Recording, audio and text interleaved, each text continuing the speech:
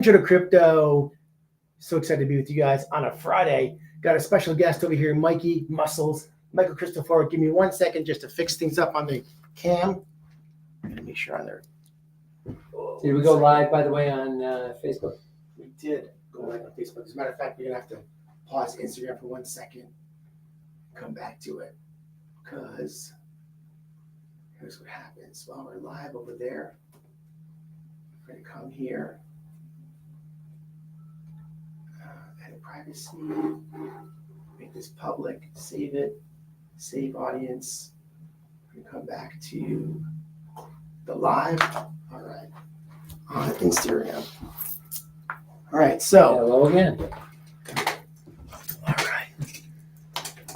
all right, buddy. Thank you so much for joining us. We are today live with the intro to crypto, with Michael Christopher on your far right, our special guest Mikey Muscles in the middle. So happy to have you here, buddy, with us. Thanks for having me. Thank you so much for being here. As you know, every week we like to do a couple of shows on crypto. I'm gonna have to slide in a little bit more. I'm sorry to make it so loving and caring over here. Intro to crypto and teaching you as much as we can and get you to understand what's happening in the market, what crypto is. A lot of people don't have an idea of what crypto is. They get scared from it. They've heard about it before. People have talked about it. It's over their head, and they kind of stay away from it. I hear it all the time, especially with people my age and older, right, Mike? Absolutely. But one of the reasons why we wanted to bring Mikey Muscles on is because we're going to get somebody that's a little bit less enthusiastic than we are, obviously. Mike over here has seen a lot more in the last handful of years because how long have you been involved in crypto? Like 5 years, 4 or 5 years. So in the last 5 years, there's been a lot of change in crypto. I mean, Right. like highs and lows and crazy. Right. What We got the first bull run of 2021 where people were all freaking out and everyone got into it, and a lot of people bought high and felt the pain when it came down and pretty much stayed towards the bottom for a couple of years. The question is, did they feel pain because they sold, or did they feel pain emotionally because they saw it go down? Some people definitely sold, and that's where we got to talk about that's what we need to talk about is people that feel the pain, see the red and panic sell. And Right. then they buy high, sell low, and just end up pretty much losing all their money they invested. Not only is them going to talk loud enough so they can hear us too. Yeah. So not only they get panic stricken and they sell all their stuff off, and then they get this bad taste in their mouth, right? Right. Like you just said. What would you suggest to everybody out there who's watching as far as crypto goes, and then what would you say about how to kind of play your cards?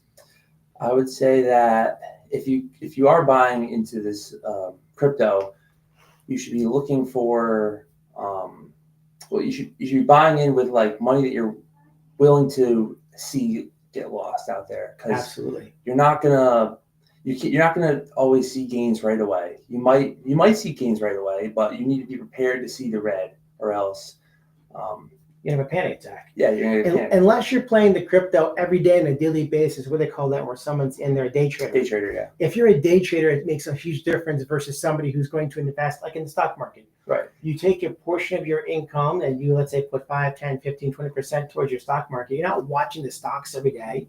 Because if you watch your stocks every day, you'll be also the same kind of thing. Maybe it's not as volatile as crypto is, right? But you're investing it for your paycheck to paycheck. And you might look every month or every few months or every year to see what's in there. That's kind of like a portfolio, right? So in crypto, you're building a portfolio to build a long-term investment, an asset. Some things to share with you guys that happened just Thursday, which was yesterday. The floodgates have opened into the crypto market with banks I'm going to repeat it again. The floodgates opening in crypto with banks refers to a recent shift in regulatory policies, allowing banks to engage in crypto-related activities with less restrictions. The banks are in. This change is driven by several factors, including the repeal of specific guidelines that previously limited banks' ability to handle crypto. Shocking. The Federal Reserve is now in line with the FDIC and the OCC in allowing banks to offer crypto services. Now, 5 years ago, that was not even on the table. Wasn't on the table a year ago. Wasn't on the 6 months ago, it wasn't on the table. It's one of the biggest things has to do with the new administration. So talking about why it's happening. So you have the pro crypto Congress, right? Pro crypto Congress, digital assets, the presidential administration, the SEC, this SEC advisory board, right? All that we have an AI crypto czar in the United States, the FDIC.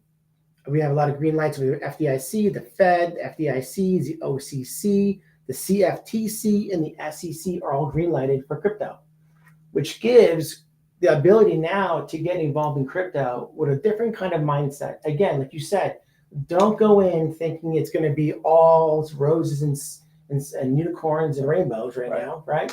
It's definitely going to be some ups and downs in it. So you have to go and invest in it. As you said, I like how you used it. Extra money that you're willing to lose. Right.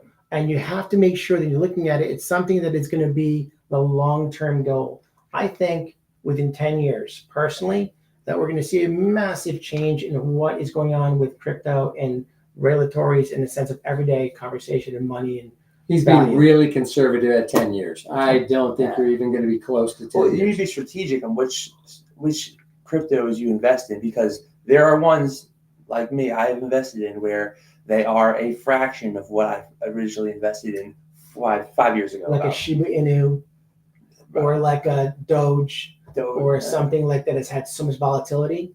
Those are still like moving. Some of those are still moving, getting well. Like these ones are, you don't even hear about anymore. Some of these ones, and they're supposed to be utility coins, but they lost. They're outdated for utility. Right. So that's a good point to mention about utility. I'm hoping you guys are listening to the words that actually Mike's using over here, because the word utility is a major important word in how they're used. What is the crypto? What does it serve its purpose? How is it being used in the crypto world to facilitate money or actions being done throughout our government, or like HBAR, XDC. XDC was shipping, right? We were talking about this last week. So now all the shipping is using XDC as a platform for all its manifests, right? Yeah, I think that that's a long-term great hold. I don't, I mean, could things drop down? Sure. XDC was 10 cents. Today you can pick it up for 7 and change. So it's down for somebody that bought it at seven. I'm sorry, bought it at 10.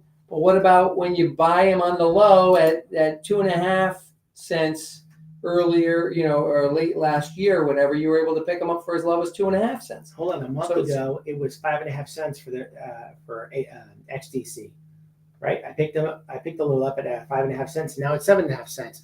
We're talking pennies over here to invest, and again, it's a long-term hold. HBAR, what's HBAR going for maybe today? 20 cents. Is it going about 20 cents now? Yeah, it's up.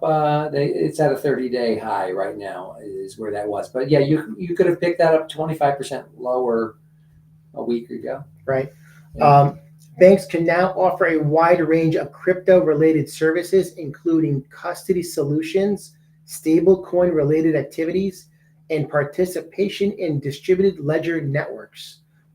This regulatory shift opens up possibilities for mainstream access to crypto. Mainstream access to crypto. How crazy is that, right?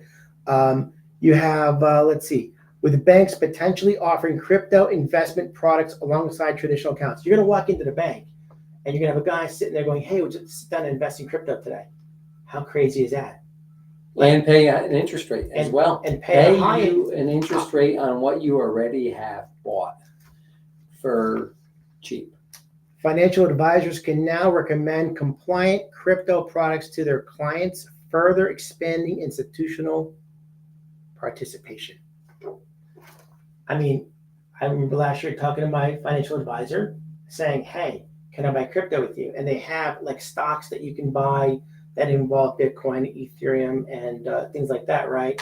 You know a lot about the stock market, much more than I do. I would say that. Yeah, I know a little bit. I like it. I enjoyed. It's listen, you know what? May I share how old you are with everybody over here? 26. 26 years old, okay? Who's been involved in the stock market at a young age, who learned from his father, I'm going to guess, I'm just going to put it out there, I'm going to give him a little credit here somewhere, way, about investing in his future. Danny, my son, we've been talking about this for years. He started investing probably 10 years ago with the stock market, right? And we talk about the fact that I said, listen, Danny, you should start looking into crypto because it's important to learn about. And he gets excited about this stuff because he loves to invest, just like you do. Right. It's exciting, right? Yeah, definitely. I want to have to ask you more, Mike, about, again, talk about as your feelings about crypto and things going on. So I have a little more Skepticism. Not.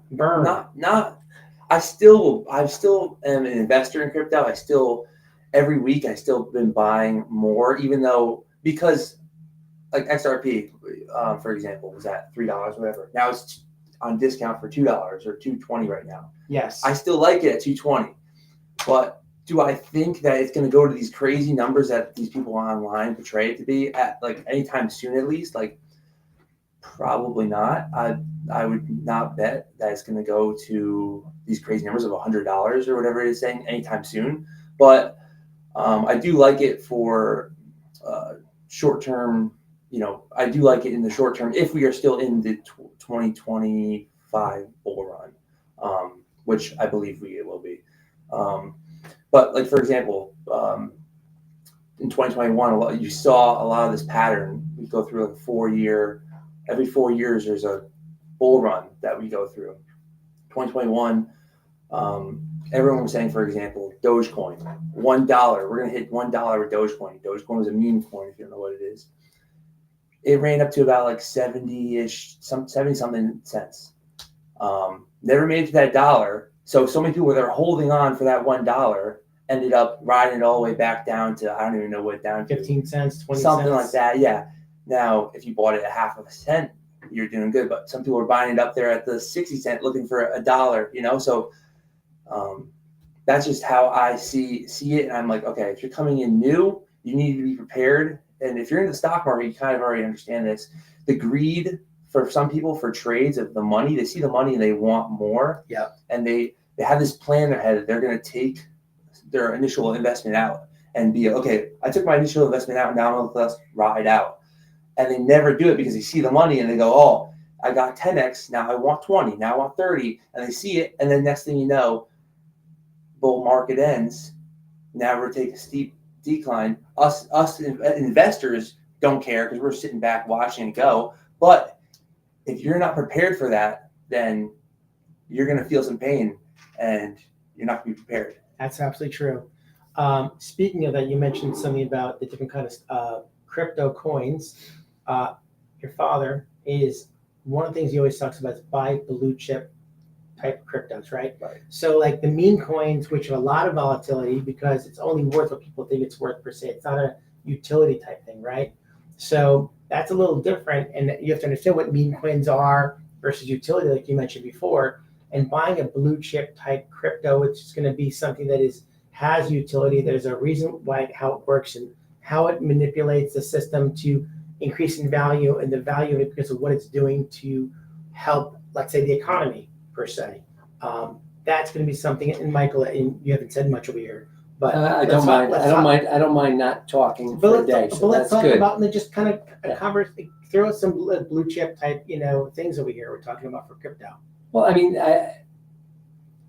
I know that there's going to be certain cryptos, that there's going to be ETFs, exchange traded funds that are going to be used to create massive amounts of money that's going to be flowing through these cryptos. And when that happens, whether it's a Solana or whether it's an XRP or whether it's an Algorand or an HBAR, these are all these things, these cryptos that are going to have their own ETFs. They're going to be traded on the stock market. And when that happens, I don't think we're going to even see the 4 year cycle collapse the same way we've seen over the last 12 years. Now, and Mike talks about the 4 year cycle, but some people are saying when adoption is fully in force, then you're going to see a flood of money coming in, and we might not ever even see it pull back. So I joke around with Mike often, and I often say, I don't care. I'm not selling thinking there's going to be a pullback, because what if there wasn't a pullback? Right. That's sort of That's me. That's my And long-term I hold. agree, and that's why I've been buying more. And I have some that I'm willing to sell because I think that inevitably some of these coins I own will go to zero if that mass adoption happens. I don't buy those. Personally, I don't buy those. But listen, that's not saying you shouldn't or you can't. It's just a matter of are you gambling? You're like so buying these ones is it going? He's going to the scratch offs. Right. Well, not all of them. Not all of them. They have some things behind them, but not every coin is going to survive. What would you? No, very few. Yes, very few. Probably 100 or 200. So if mass adoption happens for something like XRP, for example, some of these other ones that look promising are going to be pushed to the side and they will be forgotten because everyone will be focusing on this one or however many it is. I don't argue with you on that. I mean, that happened in the stock market during the early 2000s with the internet. I mean, who knew that AOL was riding so high and now AOL is, dirt cheap. Certain ones that will survive. Mike, can you share with us a few of the gambling type stocks that you play with to have fun with? Stocks or crypto? I'm sorry, my apologies to coins, crypto coins. I mean, I have like not too many. I mean, Just give us a couple. Okay, there's some ones that go crazy right now. Like you see them going like Onyx coin. Onyx coin. That's another one. If you guys. What's the ticker number? Onyx coin. OXN, I believe. I can check. That coin. It moves like I don't know, like 70, sometimes 70% a day. Will go up and down, and it's got a lot of hype behind it. And it's not. I don't have to put a lot things like that. I don't put much money into. I just kind of buy some just to monitor it and have fun with it, and maybe take some quick. And that actually is have some fun with it. If you have a little bit to have some fun with, why not? If you want to pick up a couple of things like that. But if you're looking to, again, there's two different aspects. Right. There's like going to the casino and saying, okay, I don't mind losing. I have zero Onyx coin. I have zero. There was some talk about Onyx coin is because that was sort of the name of the crypto that Chase Manhattan Bank is supposed to be using. It's supposed to be their coin. Okay. However, there's been some talk that the Onyx is the name, but there's some talk that the one that's actually that you're investing is not necessarily the same thing. Coin? No, it's not the same. We don't know per se if it's the same or not the same. If it does turn out to be the same, it will probably be worth a lot of money, but it's not something that I personally am. So there's Onyx coin. What other ones would you say that are? New one, Hash coin. Hash you can only buy it on one exchange so far. And so I got a little bit of that trendy, one. the name Hash coin. It's Hash. It's a province blockchain. I don't have any of it, but that does look promising. Promising. It's 2 cents, or I bought it when it was 2 cents, and that one's the more promising. Where is it now when you bought it 2 cents? It's 3 cents. So in 2 days. That's a 30% increase. No, it's a 50%. But why? But why? Why does it have promise? Because it's only on one exchange so far, and it has utility where other places are looking at you for the was it exactly? It's the insurance. The whole thing is the ability for the insurance industry, which is a multi-billion-dollar industry. That's very interesting. And starting to use that token. What exchange? I shared it to Mike from the mastermind that I was in. Mike bought it. I didn't. So if you want to know how to buy it, talk to Mike. So how do you get involved? What exchange is the Hash coin? So it is in Figure Marketplace. Figure Marketplace. It's another app, another download kind of thing. Sure. Yeah, Figure Markets. Yeah, it's a long shot a little bit. Yeah, you go to zero. I don't. Yeah, a little bit of money. Like I said, you put some money in, whatever it is, expect to potentially go zero. For those ones like that, it's not a blue chip, but it could be a blue chip. Here's the thing: I looked at it. I said, okay, if this even gets a little bit of recognition, gets put onto any other exchanges, Uphold, Coinbase, automatically that's so many more people that can trade it that you're going to get a bump in price regardless. So I was okay. No doubt. So listen, I like what you're talking about here because how often, who goes to the casino? Everybody goes to the casino. Everybody goes with X amount of money. Let's just get bring $200, $300, $500 to the casino. Right. What do you say? If I lose this money, I'm okay. right? You don't want to lose it, but if you lose, you're like, I had a good time that night. I had some drinks. I had a good time. That's the conversation you have when you go to the casino. Why is that not the same conversation you're having when you're going to the crypto, right? You're not having the same conversation. You go to crypto, you're like, oh my God, I'm investing. I got to make the money today. You got to think of it like that. If you're going to buy that type of coins, it's kind of a gambling at the casino kind of coin. It's not something where you're going there and you're saying to yourself, okay, I'm buying that because I'm investing my house in it. I'm going to lose my shirt and I'm going to, go nuts. So I like the fact that we have coins like that you can play with, but what's play money and what's investment money? Because you do invest in blue chip coins. Most, I would say, like 95% of the portfolio. Right. 95% of the portfolio is blue chips. Probably 100%. That's fantastic. So if you're taking let's using $100, you're taking $5 out of 100 to go and have some kind of gambling with it. Yeah, let's say something like that. Yep. There's nothing wrong with that, as long as it's not money you need to have in your pocket today. This is again a chance for you to learn about crypto, invest wisely in the things that are blue chip type stocks. Or I'm sorry, I keep saying stocks. Blue chip coins. It's a bad habit. I apologize. Blue chip coins and versus the, let's say, more riskier, right? And the stock market, we'll call it penny stocks. In crypto, we call it riskier coins. Or not even, but you could say meme coins in there. But meme coins are something different because meme coins are their own animal. I mean, I can make a meme coin. I've actually made one as a joke. There's websites you can just pay a little bit. I saw that. Put your Solana in, and you give them a piece of Solana, whatever, as much as you want, and it'll get put up onto a site called Pump Fund. Now, chance of you investing in one of those, yes, and you're going to get you're probably going to get rug pulled, which means they take all their investment out, and you are nothing. They take away now. And I've one time I was on Pump Fund or whatever, even I was trading them. Sorry, go ahead. You're good. And I was you could just be buying them, just whatever, buying it'll be some random name, and within a second it's up 4,000%, and the next second you blink, it's minus 99.99%. Because they pulled. There's no liquidity though. Yeah, there's no value in it. There's no liquidity though. Right. But also they take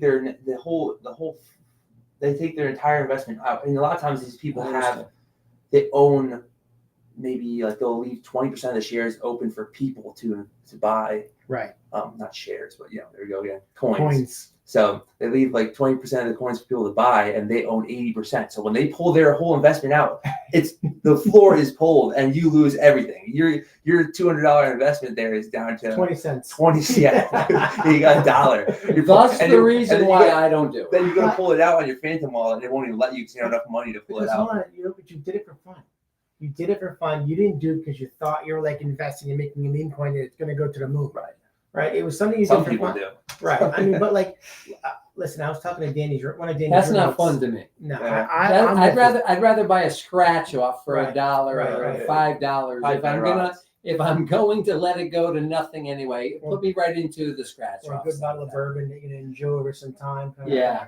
Yeah, but that's why blue chips. The reason why David and I have had these conversations in this podcast for weeks is because we're not doing what he's doing with some of his But stuff. understand at the same time, you can. But he's young, but he's also young. We're also talking about age difference here too. I don't actually do that. I've done that a couple times with memes when they first were going crazy, but I don't really do it anymore. It's mostly just. There's nothing wrong, Mike, with what you're doing with crypto, because here's what's happening in the process of doing these different kind of events. You're also learning a lot about the system and how it works. No doubt. And you're having ability to kind of have some fun with. You put in like $20 into something, and you go, okay, or $50 or $100, whatever you're gonna call it, into something like, I'm going to the casino. I'm gonna throw $100 over here, see what happens, and if it goes, I'm gonna sell quickly and pull a little money out. Right. That's what we're doing here. Kind of like going to the roulette table. You're putting down 20 chips at a clip. You land on your number 30. You put 10 steps. You hit it, and you're like, okay, I'm out, right? That's the whole deal, is to get out. Right. Instead of continuing to at the table, and then you burn through all that money back again. And then you make that money, maybe put it back into XRP or something else. Definitely. Right? Definitely. one more thing I want to mention over here, and we talked about Michael before, is Nostro Vostro accounts. Yeah, we've talked about that before. That's the bank's money, where the bank has the currencies of both countries. So let's say, for example, we're going from the Chinese yuan to the American dollar. A big bank like a Bank of America or a Chase needs to have both currencies. They need to have your money and our money. They need to have both sides so they can actually run the currency from one country to the other. So Nostro Vostro, where banks hold currencies in both denominations, as Mike just said, to move money internationally, of $27 trillion is locked up in banks. Yeah, let that be known. So we talk about if there's a liquidity crisis in this world and there's a lack of money, there has been a liquidity shortage for sure. We're seeing a lot less liquidity now than we were a year ago. So with that, there's less money that the banks could use more money, but they have $27 trillion around the world locked up just to help facilitate moving money around the world. Well, which will not be necessary with tokenization, because with XRP, for example, the banks would save $7.5 billion annually in transaction costs. Yep. Talk about changing your what's it called? We're in a deficit. Talk about changing the deficit.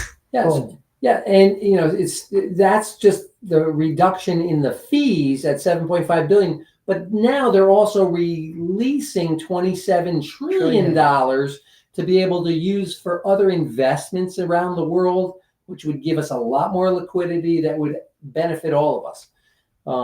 So I think it's I think it's going to be huge, and that's why I don't know so much about the cycle being 4 years when things like this actually happen. And this is the whole point of this conversation. Again, it's what's going to happen, when it's going to happen, what's the timeline.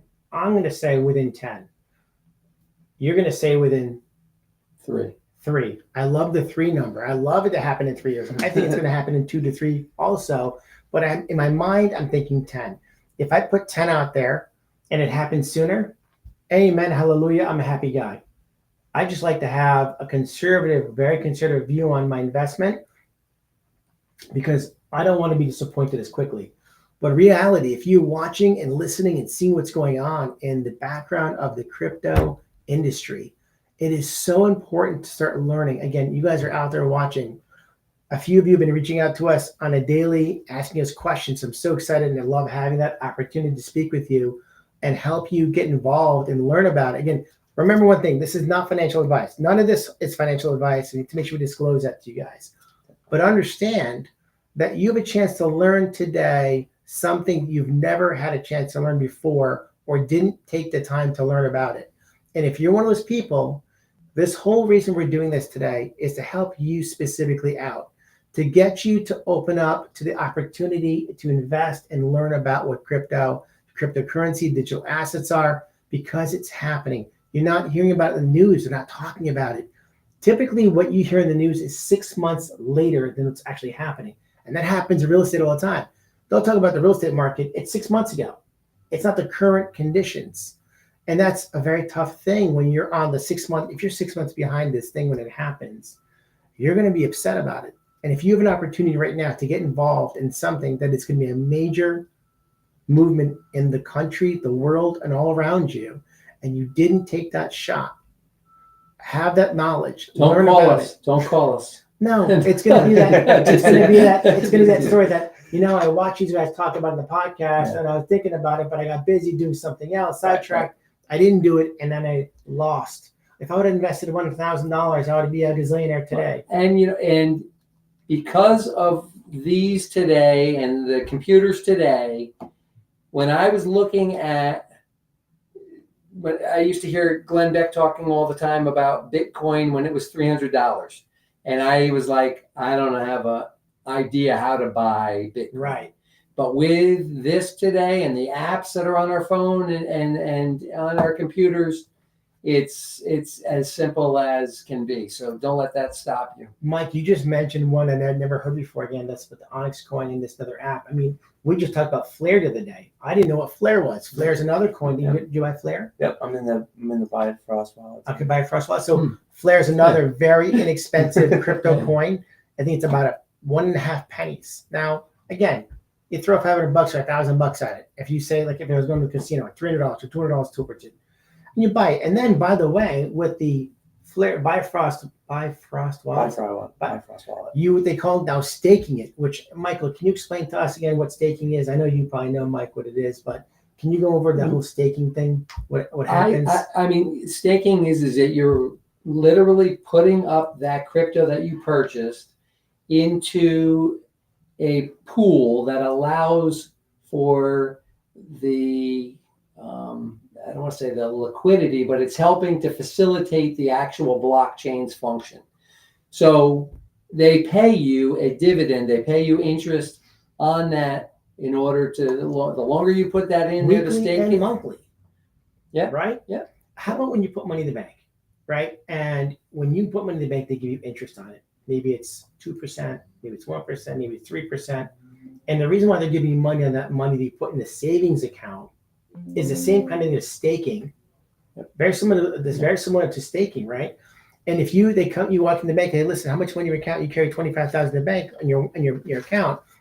Well, if you're going to keep 25,000 in the bank in your account and you put in your savings account, we'll give you 5% interest on that per year. And you're like, oh wow, I'll do that, right? You don't think twice about it. Right. If you're going to leave that up. So the same idea as staking when you're buying your cryptos, again, it's how that works. So you're buying your crypto and you're staking it. So you're letting them use the quote unquote value of it to lend out, borrow, use what they're doing, and then paying you interest on it. Absolutely. Yep. And that will get bigger and bigger and bigger as time goes on.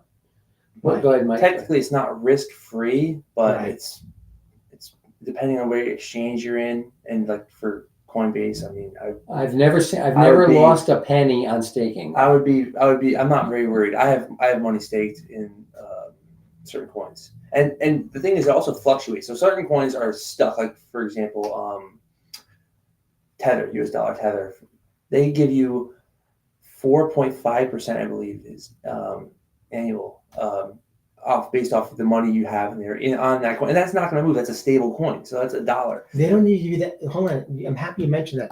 In the banks today, you cannot get the interest on your savings of money holding it in the bank. Your TD Bank, your whatever bank you want to call it, Bank of America, your credit, they're not giving you that kind of interest. And you just said you take that money and you put it into, let's just say Coinbase, Uphold, and you US Tether, right? Yeah. And they're going to pay you 5% by letting you hold that money in there. And that's money that's secured. Right. It doesn't move. It's a stable coin, so it does not fluctuate from $1. Yeah. You can just take you can make 5% a year, 4.5% to 5% a year just by taking your money out from the bank, putting it in Uphold or Coinbase, for example, staking it there, right? And make that money. I mean, stable. Tether's been around a long time. Personally, if I'm going to put it into a stable coin, I'm going to put it into something a little bit more conservative. I mean, it's a low battery coming up on our TikTok. I'm going into the RL US dollar because it's audited every month. It's not as big as Tether, but it is run by Ripple, and I would feel a lot better about something that's audited every month where Tether is not audited the same way. So me personally, that's my experience. It hasn't been a problem yet, but I don't want to take a chance. I'll go with somebody that I know is backing 1-to-1 with the treasuries. All right, so we're going to end this show with that. Do it, and we're going to start our next show with the staking and Tether and all that kind of stuff for the next show, so people can look forward to learning more about that. I want to thank you so much for being part of the show. Again, we're doing this twice a week because it's exciting and people are asking for it. Mondays and Fridays, somewhere in this ballpark between 4 and 5, we're going to be doing the show. We hope you're learning and enjoying. If you have questions, you've got Michael Christopher over here. Mike, give him a number for you. 203-314-7352. David Lamel here, 203-671-7062. We appreciate being a part of your lives. We just lost on our TikTok nation over there. It's okay. We'll come back to them. We're going to post out some reels or clips from this episode as well. We're hoping you're enjoying. We appreciate being a part of your lives every week. And guys, start to learn, get involved, because you're going to have an opportunity to do something very special for yourself and for your families. Amen. Again, this is not financial advice, but it's somebody who cares. Thanks, Mike. Thanks. Thanks for having me. Appreciate Good job, buddy. Thank you. Awesome, Nate. Mikey Muscles. Such a great